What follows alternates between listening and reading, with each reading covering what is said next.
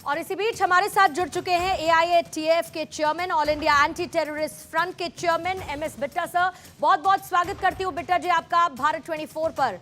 और जी वंदे मातरम। वंदे मातरम सर। और शुरुआत इसी सवाल के साथ, क्योंकि सैफुद्दीन सोज की तरफ से आज जो स्टेटमेंट दिया गया, जब वो ये कहते हैं कि बातचीत होनी चाहिए और बातचीत को लेकर बल देते हुए ये भी कहते हैं कि आतंकियों के मन में आखिर क्या चल रहा है ये भी पता होना चाहिए। ये वो सैफुद्दीन सोज हैं जो पहले नेशनल कॉन्फ्रेंस के साथ थे, उसके बाद वो कांग्रेस के साथ आ गए, मिनिस्टर भी रहे हैं, केंद्रीय मंत्री रहे हैं, और इस तरीके का उनका बयान सबसे पहले बिट्टा सर कितना अफसोसजनक है। क्योंकि एक तरफ हम सीधे सीधे ये कहते हैं कि गोली और बोली दोनों साथ साथ नहीं हो सकती, और इसी बीच में ऐसे लोग भी हैं जो इस बात की पैरवी करते हैं कि पाकिस्तान के साथ आतंकियों के साथ बातचीत होनी चाहिए।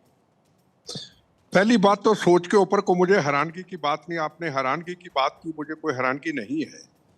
जब ये सेंटर के मिनिस्टर से, कांग्रेस के प्रेसिडेंट थे, वहां स्टेट के दूसरी पॉलिटिकल पार्टियों में रहे, इनकी सोच शुरू से लेके आतंकवादियों की फेवर में रही है। इन्होंने कभी राष्ट्र की बात नहीं की है।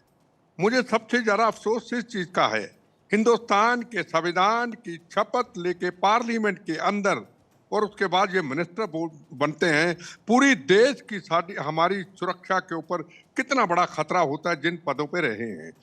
पहली बात तो इनको मैं बता देना चाहता हूं, ये हो या फारूक अब्दुल्ला हो, उनकी स्टेटमेंट भी ऐसी थी कि 370 धारा हटने के बाद क्या आतंकवाद के ऊपर कंट्रोल नहीं आया। पहली बात तो जो जवान शहीद हुए उनको मैं श्रद्धांजलि देता हूं, और सीमाओं की रक्षा करने के लिए जवान मौत का कफन बांध के निकलता है, अपनी माँ की तरफ देखता है, अपने पिता की तरफ देखता है, अपने बच्चों की तरफ देखता है, अपनी पत्नी की तरफ देखता है, और मौत का कफन बांध के चले जाता है। उसके मन में ये होता है कि मैं अपने परिवार को धोखा जरूर दूंगा पर भारत माँ को धोखा नहीं दूंगा।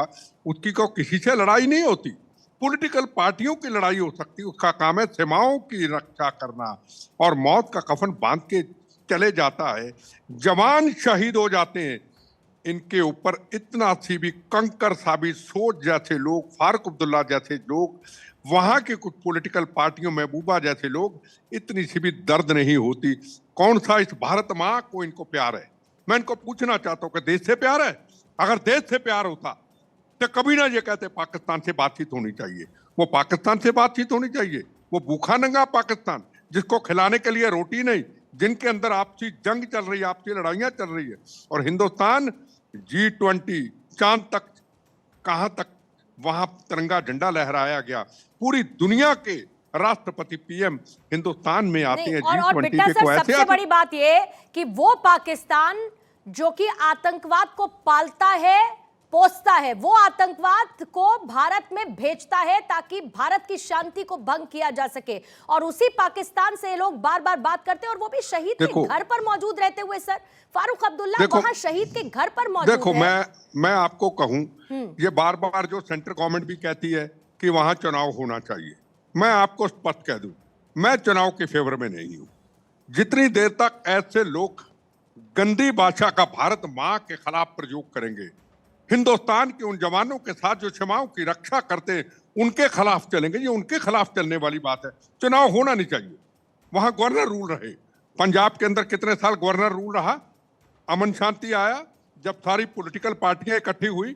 इनको जब थोड़ी सी ढील दे जाती है कि चुनाव आने वाला है तो इनके दिमाग खराब हो जाते हैं, दिमाग चढ़ जाते हैं, फिर वोट बैंक लेने के लिए वो भाषा का इस्तेमाल करते हैं कि इनका वोट बैंक इनके पीछे चल जाए। इनको मैं बता देना चाहता हूं कि ये आज का भारत है।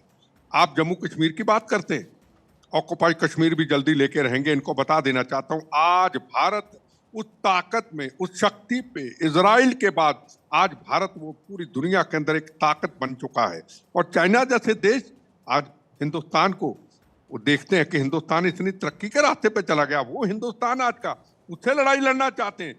ये मुल्क के साथ गद्दारी करते हैं। कभी प्रदीप जी ने कभी पुराने टाइम पे गाना गाया था, एक कहनी है एक बात यही, इस देश के पहरेदारों से संभल के रहना, अपने घर में छुपे हुए गद्दारों से। ये हिंदुस्तान के साथ गद्दारी करते हैं, हिंदुस्तान के साथ धोखा करते हैं। इनको स्पष्ट तौर पे कहना, मैं को सरकार का नुमाइंदा नहीं हूँ, मैं को बीजेपी का नुमाइंदा नहीं हूँ,